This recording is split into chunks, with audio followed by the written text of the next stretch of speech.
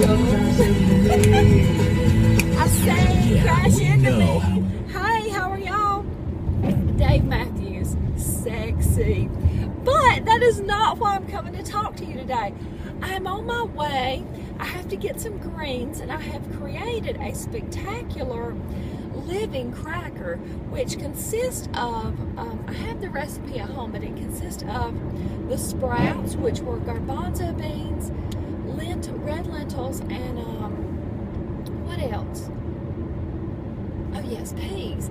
And also then I had sun-dried tomatoes, I had chia seeds, and I had corn. So it's like a corn tortilla chip, but yet it's a living cracker of love and light. Right, straight from the kitchen of love and light. But I'm going to have some greens with that, and I'm thinking about making like a homemade salsa, maybe a, I don't know, mango salsa of the spicy origin, and I could be mixing that in with greens and scooping it up and munching, and that sounds delicious. So I'm on my way to the store, but I was just thinking about this as somebody was sending me a text earlier, and I was thinking, do you all encounter toxic people? And furthermore, do you recognize the fact that that's what they are?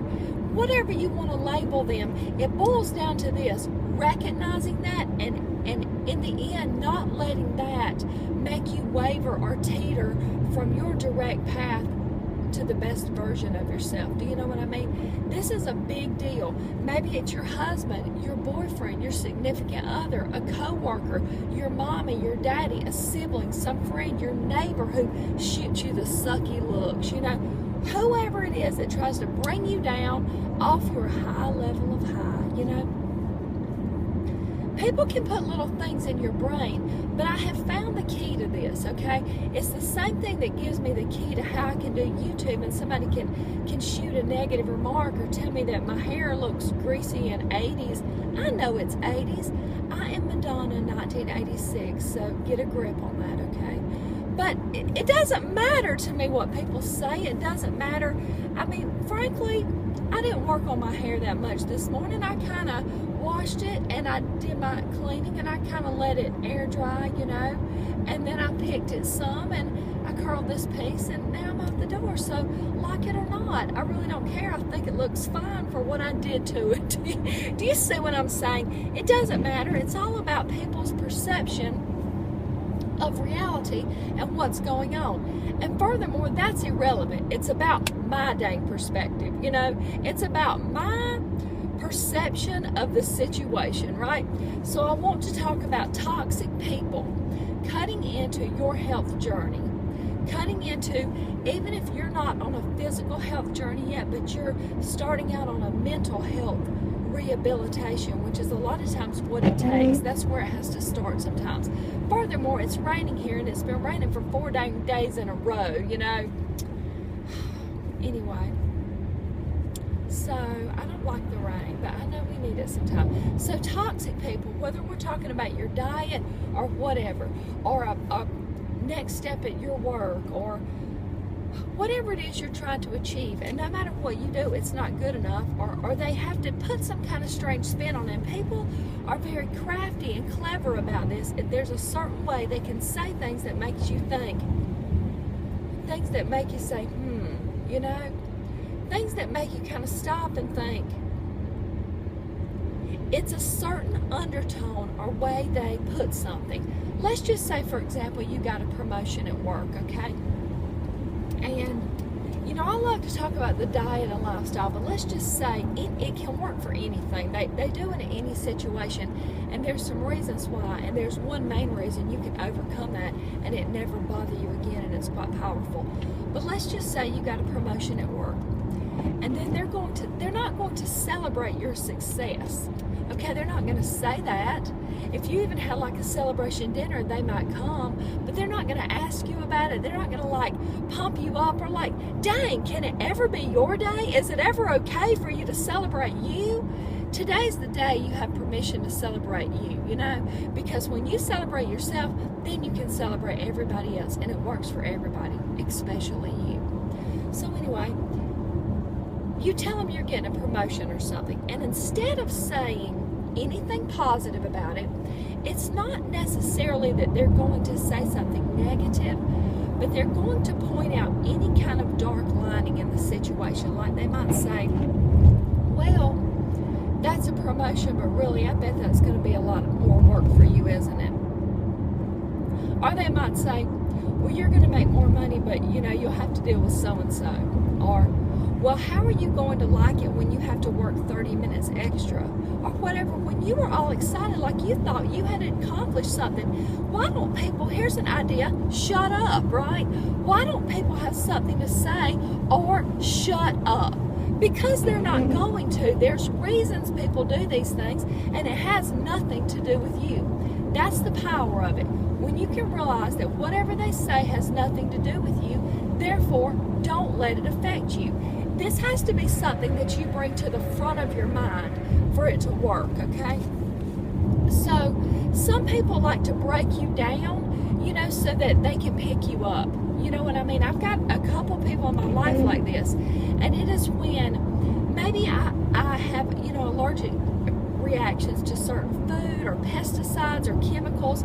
Maybe I'm sick one day because I ate some dang celery of all things. Like, well, I guess I'll be punished because I ate conventional celery, as ridiculous as that is, but it's a true reality in my life. Let's say I did that. Okay, so that's when they will love to run to my rescue. Well, can I get you something? Well, what can I do for you? Or like, it won't be like, well, what caused this or what? They almost love to see me in a down state. Do you know what I mean? Because it makes them needed. Do you see that? This is a big deal. When we realize this, then we can start taking control of our own life and quit being vulnerable to what the heck they think, right? It's like bringing you down. That if you have success in your life, they'll want to somehow, like I was talking about the promotion, bring you down. Or let's just say you lost 10 pounds on your vegan diet, and they might say, well, that's great, but what, you're going to eat like that the rest of your life? Or, well, that's great, Tanny, that you've healed all these diseases, that you've lost 88 plus pounds now, that you had lupus and every stinking autoimmune disorder under the umbrella, that you had arthritis, that you had anger management so bad and depression that you wanted to beat your head into the wall in the bathroom, and you did. They don't say that. They say, oh, well, that's working for you now, but what? You're going to live like that, like a freak forever? Or maybe they'll be more subtle, more sweet about it. So, you're not ever going to be normal? These people don't mean to be like that. It's a certain insecurity and lack of love they have in their self and for their self, therefore radiating that onto you and me. Do you see what I'm saying? Y'all, when I really got this, and I started to notice it about a couple of people in my life, and when I really started to pinpoint that down, I had some like a little star section in my journal that I keep, like a freak or whatever these people want to say. It brings me to success, and I don't give a rip what you think, or what they think. I don't care. That is the honest to goodness truth. So I used to have this little section, and I would write little remarks that they would make, and then I would bring it to justice. Is that true? Is it true that, say, my promotion or disease healing isn't real? Is that not a good thing? Because for a long time I was brought down by that, or I would think, well, I guess it doesn't matter. It's not good enough. It's not what? This was a big deal in my life, so I would write that down, and guess what? After a while, I started to connect the dang dots. I might not be that smart, and I might be left-handed, so I have to think about things a little twisted around to come to my mental clarity on it, but guess what? Eventually I'll get it. And when I write it down and I see that and I connected the dots, I thought, oh, this person supports me when, okay, I'm down and then they're needed. Do you see what I mean? But a lot of times these people have been abandoned, neglected, beat down, disrespected. What has gone on in these people's lives to make them unconsciously, subconsciously trying to bring you down. It has nothing to do with you. So quit letting it be about you. It's not about you. All you have to do, and all I have to do, is love people. And if it's hard to love them in that state, it's like a little courtroom's in the back of my mind. And what is powerful? Guess who's the judge? Me. It's fabulous because I'll bring the facts of what's going on and the facts of what I know and merge them together, and then the judge myself makes a dang ruling, a ruling of how it's going to work for me. And if that doesn't work for me, your faulty thinking, it's out the door. It doesn't affect me. And I can still love you exactly where you are without changing a thing about you. Do you see what I mean? It's powerful. Is anybody understanding this chat? This chat is not for everyone, but if it's for you, you're going to be picking up what I'm laying down, you know? So it's just like about the promotion or your diet or whatever. Or furthermore, maybe they know they're not healthy, or they don't know what the heck to do, or maybe they've tried to lose the same stupid 10 pounds for 10 years. They've been losing this weight and gaining it. They have lost and gained 100 pounds, but still they think their butt's fat. That's not your fault. But yet there's these dark corners of their mind that feel like failure. And when you're succeeding and you're this beam of light, guess what? Even if their door's shut tight, there's a little bitty crack. And it's really, really hard to keep light out. Have you ever been in a hotel room and you were at the beach or something and that light shines in really bright? And I always get up early, and my ex-husband used to like to sleep in, so I would try to shut the blinds, you know, and of course I would like to get up before him, but before my kids. It didn't matter if I had to get up at 3 in the morning. I wanted to be up to make breakfast and be like, hey y'all, you know, why the heck I was doing that, now I don't know, because I needed to have approval back then, but now I don't. But I would shut those blinds really tight, and you would have to like push. It was the drapes, you know, and you'd have to push the chair over there and maybe the table so no light came in. But it is really hard to keep the light out of the darkness. A little stream always comes in, you know, and that single stream of lightness shines really bright into their dark corners of their life. Do you see what I mean? So it's uncomfortable for them. They were asleep, and your single ray of light is waking them up, and they don't like it. They didn't say it was okay to wake up. They didn't ask for the alarm clock. They didn't ask for the front desk call. You know what I mean? But there you are. Bam. So anyway, the point of this is not letting their toxic thoughts come in and bring you down. At the end of the day, being your own judge in the back of your mind with the two sides of the courtroom, right? You are in charge of your better you. You're in charge of moving forward, of you staying to your diet and lifestyle. Nobody's keeping you from success but you.